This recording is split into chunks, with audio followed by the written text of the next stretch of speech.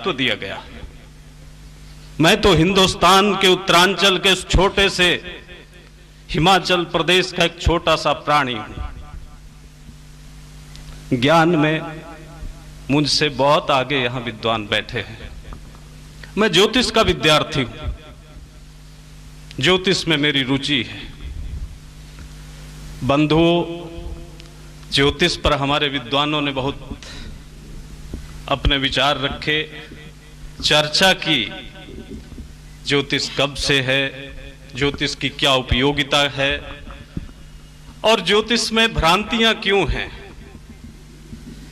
मैं एक बात कहना चाहता हूं कि ज्योतिष में भ्रांतियां नहीं है। भ्रांतियां तो अंधकार में होती हैं। ज्योति तो भ्रांति का दूरदर्शन करती है, ज्योति तो भ्रांति का निराकरण करती है।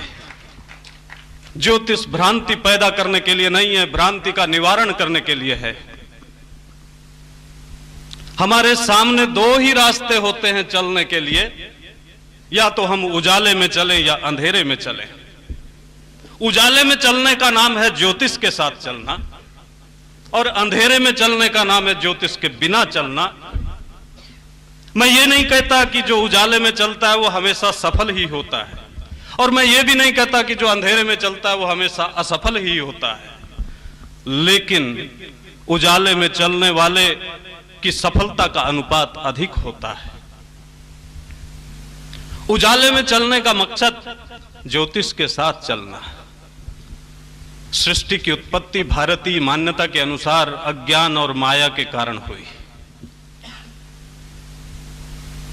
ये अज्ञान और माया ईश्वर के अंश को ईश्वर से, ज्योति रूप ईश्वर के अंश को ईश्वर से दूर करने पर पैदा होती है।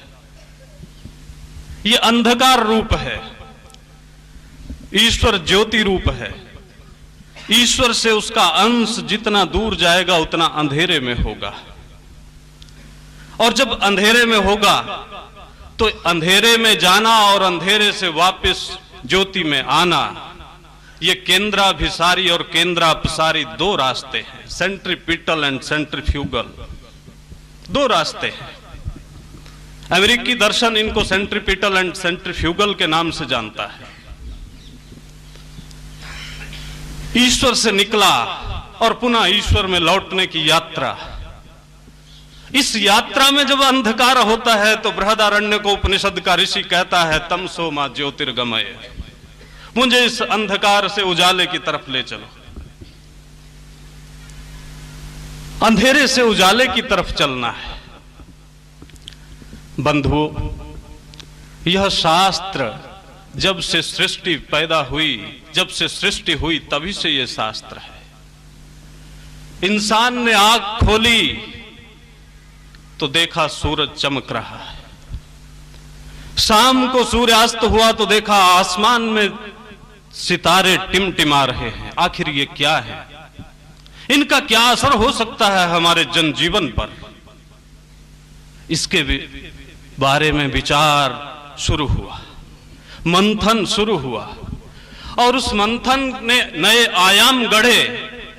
ऋषियों ने जिन चीजों को आत्मसात किया, जिस विधि के विधान को आत्मसात किया, उसी चिंतन का परिणाम ज्योतिष है।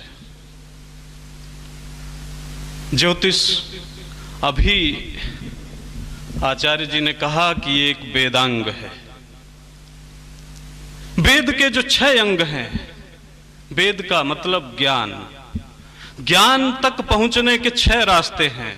ज्ञान को जानने के लिए 6 अंग हैं, 6 तरीके हैं, 6 विधियां हैं, जिनसे हम ज्ञान के भवन में प्रवेश कर सकते हैं। उन 6 में एक है ज्योतिष। चूंकि वेद का उद्देश्य है इष्ट प्राप्ति और अनिष्ट परिहार के लिए जो उपाय बताए, वह शब्द राशि वेद। इसलिए वेद मनुष्य के जीवन को सुखमय बनाते हुए उसको ज्योतिर्मय पथ पर अग्रसर करने की प्रेरणा देता है, और अंततो गत्वा मोक्ष के मार्ग पर। अगर कहीं कमी होती है तो हमारी होती है, हम उस शास्त्र को उतने अच्छे ढंग से पढ़ नहीं पाते हैं, अगर पढ़ते हैं तो उसका चिंतन नहीं कर पाते, और चिंतन करते हैं तो व्यवहार में उतार नहीं पाते। एक सफल ज्योतिषी के लिए सामान्य भाषा में अगर कहें तो 3 चीजें बहुत जरूरी हैं। शास्त्र का ज्ञान, फलादेश करने का स्थान, और फलादेश करने वाले ज्योतिषी का ध्यान। ये तीनों चीजें जब ठीक जुड़ेंगी तब वो सही सही आकलन कर सकता है। अगर इनमें से एक भी चीज नहीं हुई तो वो सही आकलन नहीं कर सकता। ब्राह्मण ने बृहत संहिता में सांवत्सर सूत्राध्याय लिखा कि ज्योतिषी कैसा होना चाहिए। अगर उस कसौटी पर आज हम कसें तो भारत में कोई ज्योतिषी नहीं मिलेगा। जितनी विशेषताएं उन्होंने ज्योतिषी के लिए दी हैं, आज ज्योतिष की एक शाखा का थोड़ा सा ज्ञान करने के बाद आदमी अपना बड़ा सा विजिटिंग कार्ड छपवाता है और उस पर अपनी बड़ी बड़ी ज्योतिष मार्तंड, ज्योतिष रत्नाकर, ज्योतिष विभूषण, ये सारी उपाधियां लिख लेता है एक छोटी सी शाखा।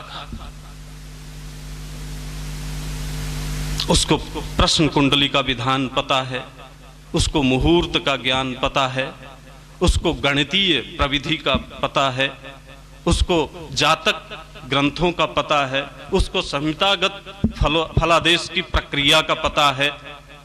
बड़ा व्यापक विषय है। मैं बीच में 2-3 बातें आई, चूंकि आपने मुझ जैसे छोटे आदमी को अध्यक्ष भी बनाया था। हमारे विद्वान वक्ताओं ने कुछ बातें कही, उनमें मैं 2-3 बातों को रेखांकित करना चाहूंगा। एक शनि की 7.5 की बात कही गई जिससे समाज में लोग बहुत डरते हैं।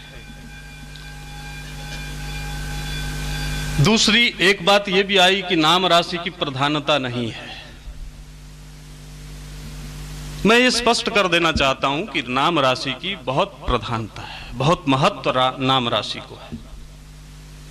स्वर शास्त्र में जब आप उतरेंगे तो स्वर शास्त्र तो ये कहता है प्रसुप्तो ये न बुध्यते ये न गच्छति शब्दिता। सोया हुआ आदमी जिस नाम को लेने से जाग जाए और जाता हुआ आदमी जिस नाम को पुकारने से लौट आए, इसका मतलब उस नाम के साथ उसका संबंध है। आपकी जन्म कुंडली के आधार पर आपका जो जन्म का नाम है उस नाम से अगर आपको कोई पुकारेगा आप सुनेंगे नहीं, लेकिन आपका जो प्रसिद्ध नाम है आपका व्यवहार उससे चलता है, और जिससे व्यवहार चलता है उसी से व्यवहार प्रभावित भी होता है, और व्यवहार प्रसिद्ध नाम से चलता है। इसलिए शास्त्रकारों ने उसकी व्यवस्था दी है। दूसरी बात 7.5 की। 7.5 आखिर में करती क्या है, और 7.5 के नाम से लोग डरते क्यों हैं?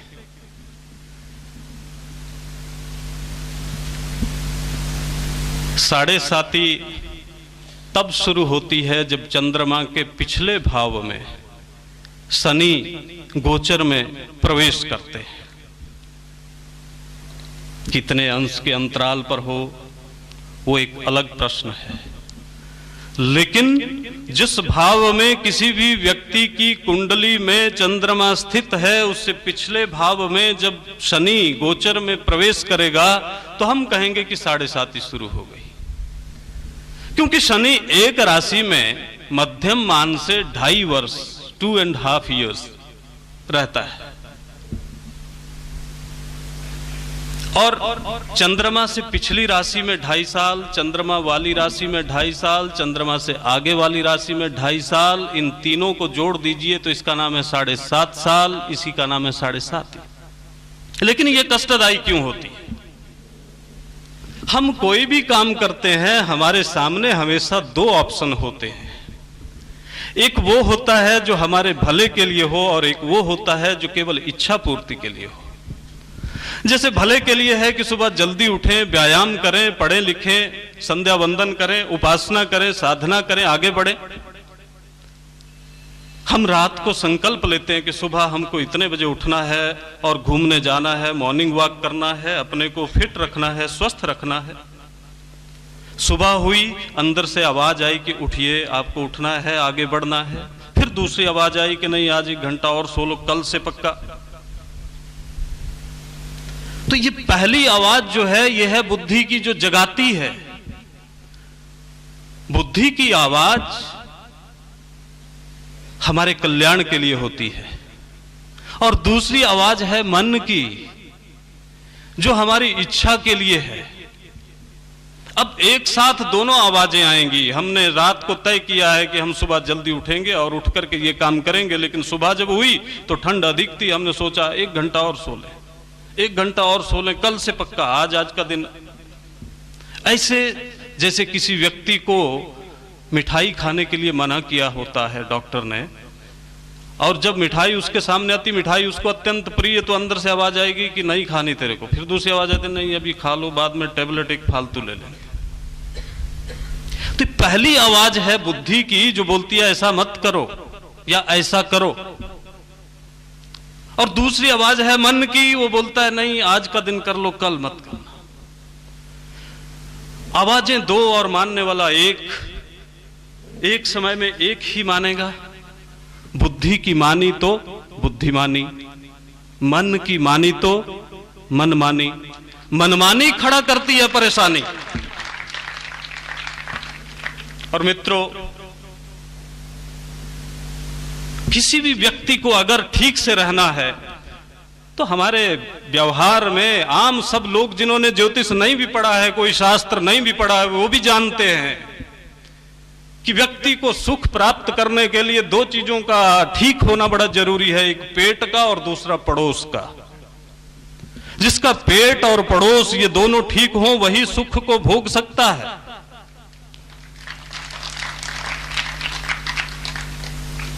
चरक ने चरक संहिता में कहा, मंदे अग्नौ सर्वे रोगा।